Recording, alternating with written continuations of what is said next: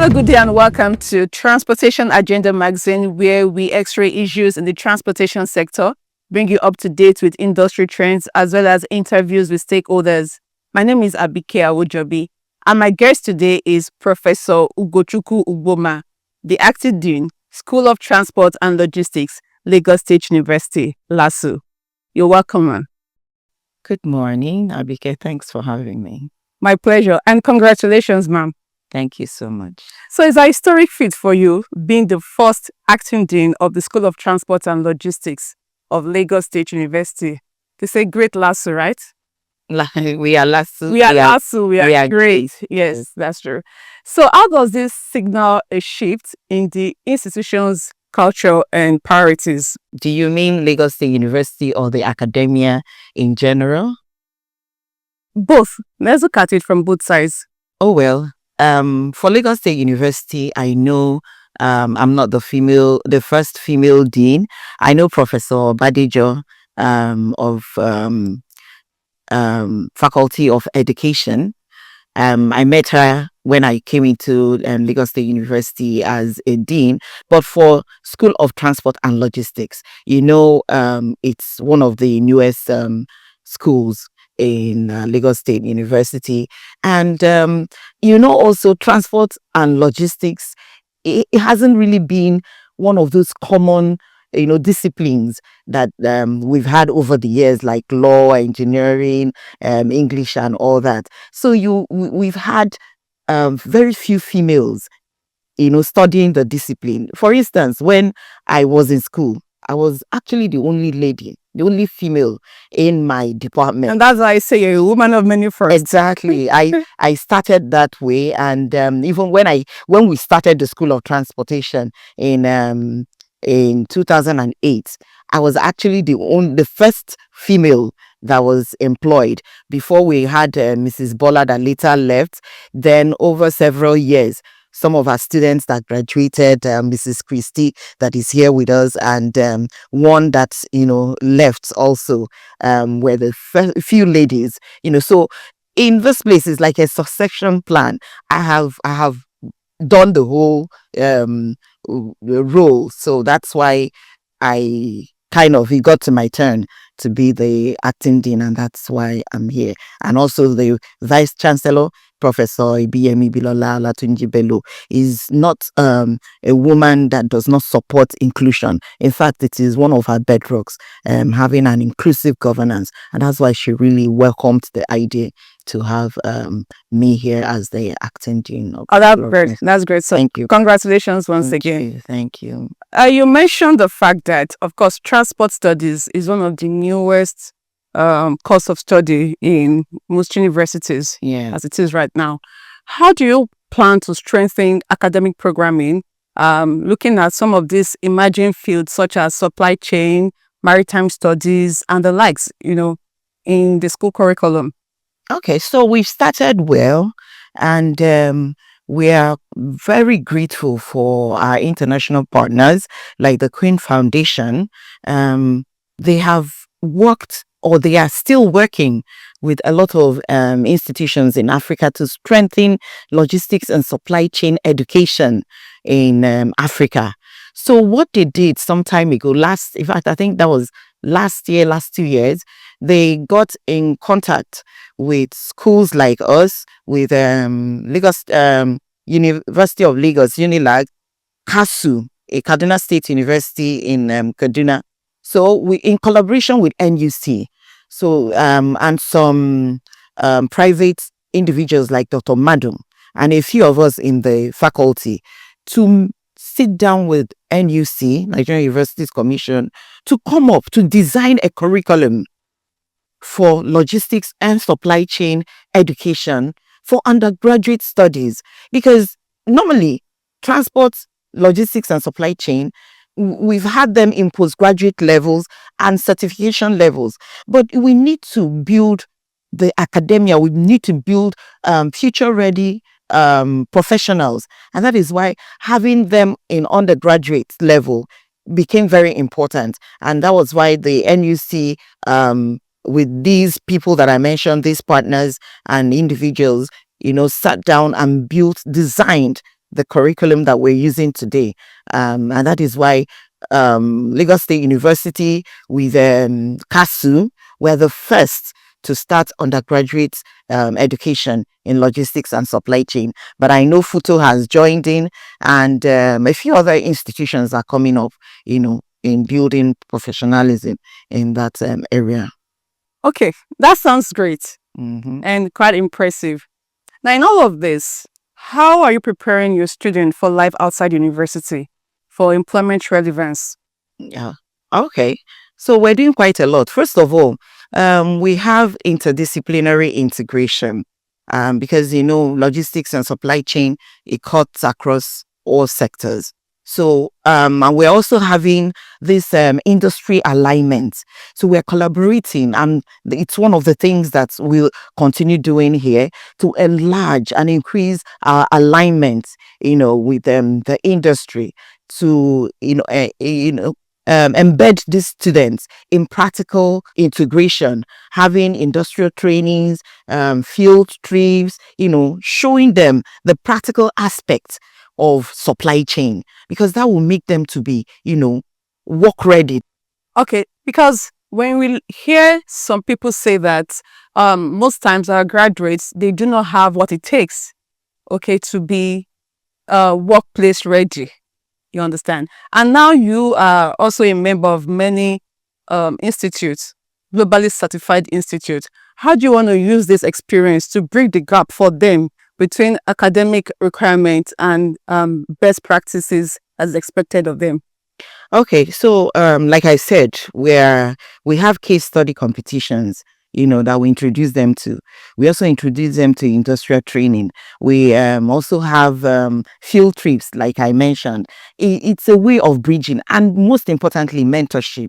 We get these students to be mentees to many of these industry personnel, industry people, that we guide them, and it's a question of tailor-made curriculum that we have embedded. It's not just theories. We have like the year one students. Earlier this year, we had a week-long workshop. Kuhn Foundation was there. The multi-mix people, African Center for Supply Chain, Dr. Obiora Amado, was the facilitator. So it's a question of bringing in what happens in the field into the classroom.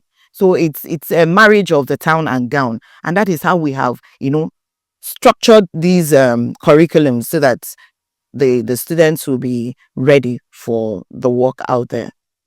A marriage of the town and gown. Yeah, exactly. That's the way we say it. Yes. We want to look at a situation where an institute, or should I say a faculty like the School of Transport and Logistics, is playing important role when it comes to policy formulation. So, we are having most of our transport policies being activated. What role is the School of Transport and Logistics for LASU playing when it comes to the broader National Transport Implementation Policy? I can say that we are like the think tanks, right? Because we have research clusters here. I'm sure many of us here, and we're all involved in all the avenues that make policies, like the Lagos State transportation policy that was launched, I think, last year. We were all part of it. We gave in our best. We did research. We made our input. Just like that with other international partners too, like VREF, where we have a lot of collaborations and research that we carry out, and VREF sponsors them. We also have the Queen Foundation, even USAID. So we're like a think tank where we have research clusters that we have researches in urban mobility, in Work 21 that is going on now. A lot of us are involved in it. The former dean, Professor Asenime, I, Dr. Ibrahim, many of us are involved in Work 21. In fact, they even came to Nigeria. The pilot program that was had in Nigeria, we were all part of it. So School of Transport is not left behind in any of these policy making processes. We are fully integrated into it because we have the manpower, we have the capability, so to speak, to contribute in those areas. Great. So your leadership during your tenure, are you looking at any specific ways you want to use to enhance the school's visibility with stakeholders, either in the private sector or the public sector? Oh yes, we have a program that will continue to build on. The Industry Day. Yes, I've Yes, heard of it. yes.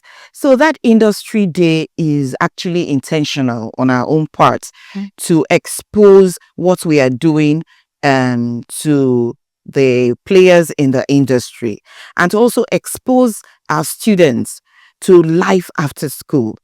So it's really a beautiful thing, and we're planning to enlarge on that Industry Day activity. So we're approaching other private sectors, to be part of what we're doing here, because we have lots of students that need industry training, so that when we come calling, they won't be turned back because they have seen the depth of our activities in the school, and they are going to also benefit in the long run, because now you won't say that there is a dearth of manpower, because we're here to build capacity and we're calling you to come see what we're doing. I'm sure the 2 industry days that we've had so far, you saw what was what it was all about. Yes, I must and admit it was quite enriching. yes. Let's look at your curriculum. Are you looking at designing it or redesigning it in line with global standards in such a way that global skills such as analytical skills, IT skills, and the likes are implemented or included in part of the curriculum, so that the students, when they leave or when they graduate, they can become competitive workers out there? Like I told you, the curriculum for the undergraduates just came into it was just designed, so all that was put into consideration. If you look at it, we have a lot of all those innovative courses, those technological things you're talking about, artificial intelligence, using Internet of Things, big data analytics, and all that. They are all part of the curriculum, but times evolve, and we can't say that we have stamped it down. But now you need to use a curriculum for a period of time, monitor it, use KPIs to see if it's giving you the kind of outputs that you require. Yes. Then you can now tweak it, because it evolves. So for now, we're using what we already that has already been designed by NUC and the other partners. So let's give it some time. The year 1 students that started with it are going to year 2 by October. So maybe if we do like 5 years, we'll now have a report on it and see what happens. Then see if we can tweak it a little bit more. So curriculums don't just stay stagnant. It evolves over time. And that's how we want to plan it out. How many sets of transport students have you graduated since the inception of this faculty? That's about 7. That's about 7 sets. And how well are they doing? Very well. You see, and I like what is happening here, because because we are in collaboration with the parastatals, transportation parastatals in Lagos State. Many of them don't look for jobs. As they are graduating, they are calling them. Some are in Lamata, some are in Laswa, some are in Lasbury. So they are all everywhere. They don't look for jobs at all. Even some leave the shores of Nigeria because they are in demand, So they are really doing well. None of them, has ever regretted going this path of transport and logistics. And even some come back, because we have to also build up the faculty. So the very good ones, we put them, that not the good, very good ones that are not interested in capacity building, because Christy is here. She was one of the best graduating students. Oh. Yes. So some of them that have the flair for capacity building, Mhm. you know, so many people don't want to be teachers like us, but some of them, we put them back into the system to help build up capacity too. But others find their, they are in, even in aviation. I know Valentine, that is an airline something instructor or something. He's in the airline. So they're all over the place. All over the place. And for those who want to make transport and logistics studies their first choice Yes. when it comes to getting admission Yeah. in LASU, what would you say to encourage them, or for others that are probably drawing back and they are wondering, what is the future for me if I should pursue a course in transport studies? You know, what would you say to them? So let me give you an instance. In African Center for Supply Chain, where I'm the zonal coordinator for Lagos State. So we got this initiative that we call the Reach Out, Secondary School Students Reach Out. So we visited. I said we'll have to start from my own domain. Okay. So we went to LASU International School. Yes. And our targets are really the SS3 students. Unfortunately, when we visited the school, it was when before filling JAM forms. By the time we made our presentation, honestly, by the time we finished the presentation, by the time they heard me and heard Dr. Obiora's presentation, many of them changed their minds. Wow.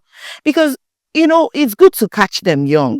Because these children haven't really understood the depth of what logistics and supply chain is really all about. Because they don't understand that everything in life is really about movement. What you eat, what you wear, where you go to, is about transport, it's about logistics, it's about supply chain. And by the time I took time to explain to them the hierarchy, because sometimes, you know, people interchange the names. They use logistics as supply chain and use transport as logistics. But by the time I explained that these things, you know, this is a subset of this is a subset of this, and supply chain is the umbrella body that, you know, covers it all. both logistics and transport. And I explained further, because they just think when you hear transport, like a grown person asked me just on Sunday, when my sister introduced me as the dean of School of Transport, he said, do they study transport? You know, the way it was so denigrating, like, transport, is it like not jumping down? Because a lot of people believe that transportation has been left in the hands of the informal sector. It's not formalized, it's not structured. And that is why we're here, to change that narrative, because it really involves a whole lot more. When you talk about procurement, transport is just a segment. Procurement is another segment. Even people that are practicing e-commerce, it's all part of supply chain. You know, order fulfillment, for you to place an order on a platform and, you know, order for anything, you need to study it. It's a lot of data. You need to know what the people want, the demand.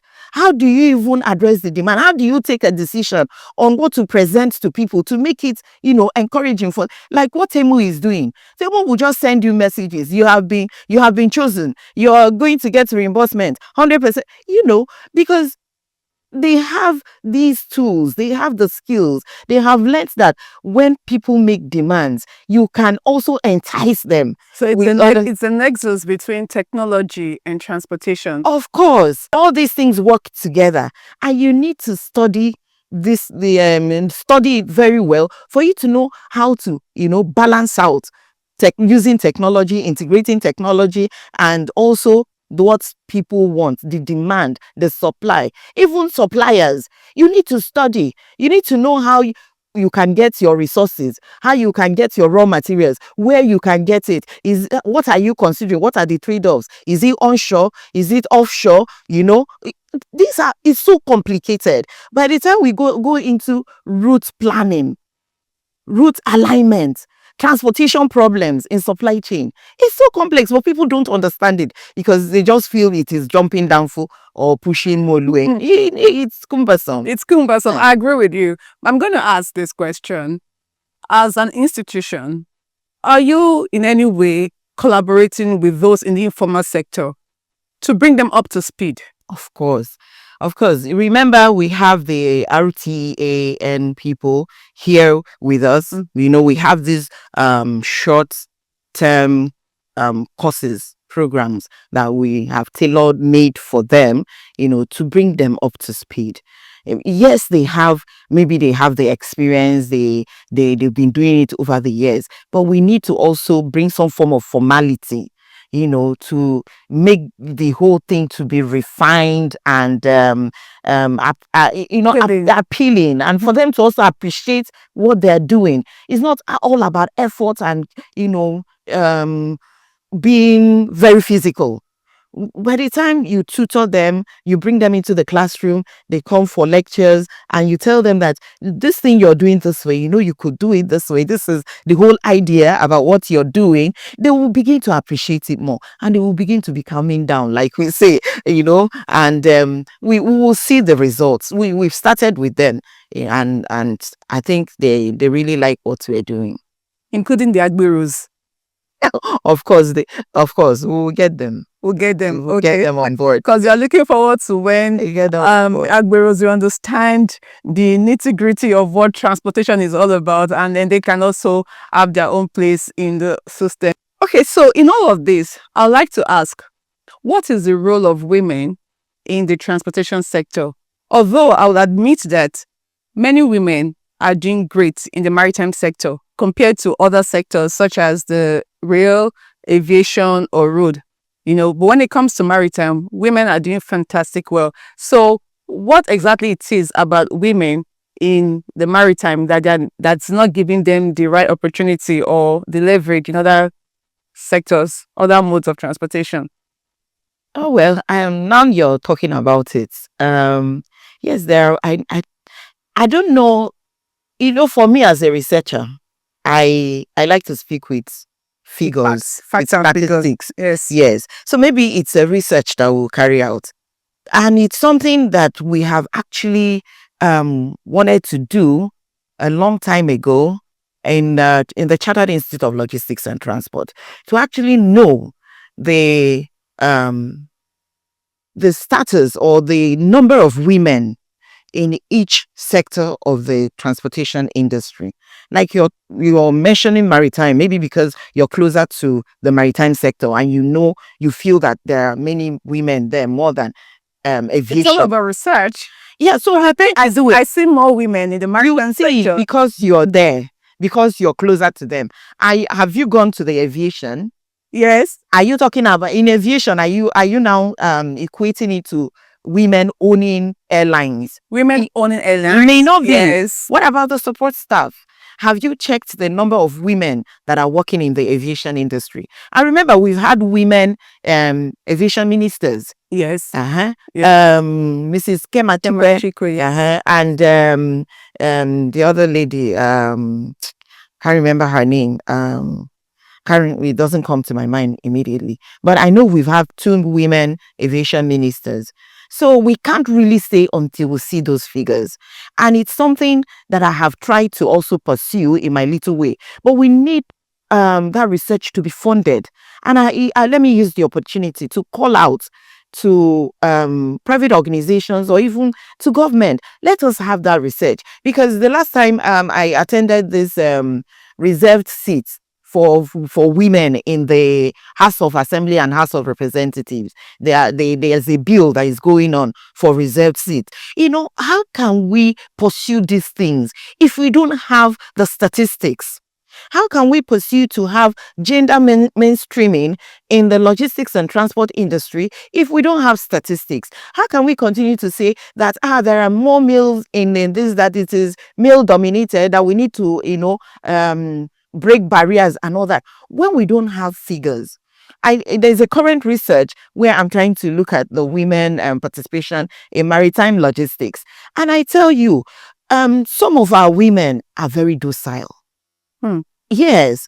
And I need to call them out. You need to be pushful. You need to do your own bits, because in this field and in life, you can't be handed over things on a platter of gold. Gold. You need to work for it. You need to be worth your onions. So you must pursue knowledge, and you must be grounded in it, in those skills, for you to be given an opportunity. So for the fact that, we have not always been there, it means that we have to do a lot, to make sure that we are on the same playing ground with the male folk. Okay. So that's what I have to say. And we're trying to do that. Like, we collaborated with the WILAT, Women in Logistics and Yes. Transport, collaborated with Africa Research Center for Excellence in Supply Chain Management.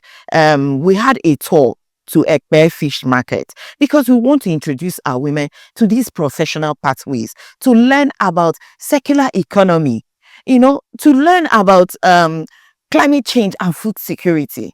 So because it's not just about talking, we went straight down to the fish market at Ekpe, where these things are. What was the reception like? They were very happy. They had lots of challenges that they wanted us to know about. Because when you go there, it's mostly women that are there. The male folk will go out to sea to do the fishing and all that. But it's the women that take care of everything that is happening in that fish market. So we needed to tell our women what happens from there. What is circular economy all about? Because there are lots of things that go on with fish, preserved from storage, from preserving them, from, the entrails. Where does it go back to?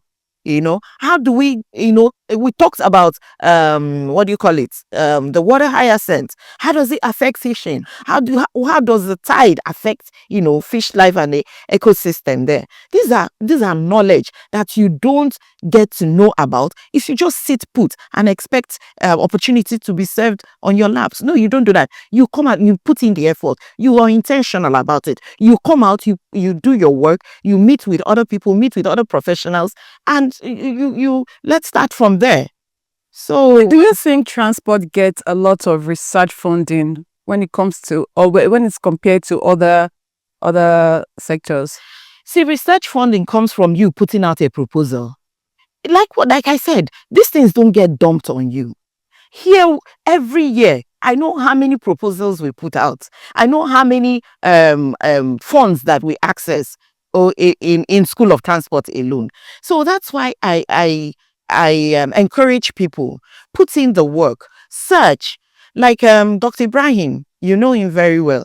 He scouts around the whole internet, looking for opportunities because it's his responsibility. We've given him that responsibility, and he's doing a lot. Of course, even on your platform, he puts out a lot of things. Okay, apply first. We have a slogan: apply. You have nothing to lose. Don't be scared. A lot of people, no is not bad. No will tell you, okay, there's something I didn't do right. Next one, I'm going to put in more effort. I'm going to take care of that. So apply first. You have nothing to lose. Thank you so much. It's been a delight speaking with you. But before we leave, I'd like to ask this question. At the end of your tenure, what would you like to be remembered for? What legacy would you like to leave behind? For one, I would like to leave a future-ready academic environment, because that is really what matters, and that is what I'm here for. And I would like a situation where I know that students that graduated from here and that have been under my tutelage will be proud and stand out anywhere, any day in the future in the job market. And like I was explaining to you, it is not just about the hard skills. Like what I do, it's my personal say vocation, that few minutes in every of my lecture, I give out what I call etiquettes. I speak to students on certain things, like one, being most of the things that I speak to them about: communication. How do you express yourself? Okay, how do you relate with people? Because like I said, hard skills will get you access to the job, but soft skills will sustain you in that job. What is your emotional intelligence level all about?